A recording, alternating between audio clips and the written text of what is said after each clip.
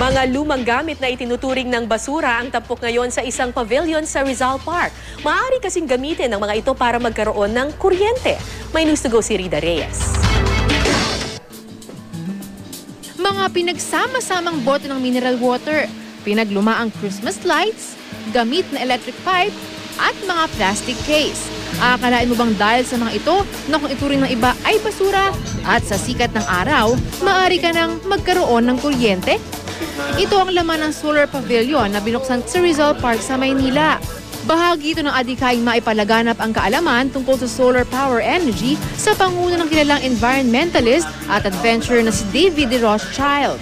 It's innovation that everybody can access. We've got a create trash problem around the world because we call it trash instead of resource. And so this is a resource center that you're standing in, and I congratulate everyone for doing this.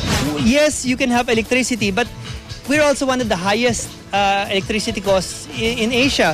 Why not complement it with a free energy resource? No, I mean that's money that can go into education, a better life, and at the same time lowering the carbon emissions into the atmosphere.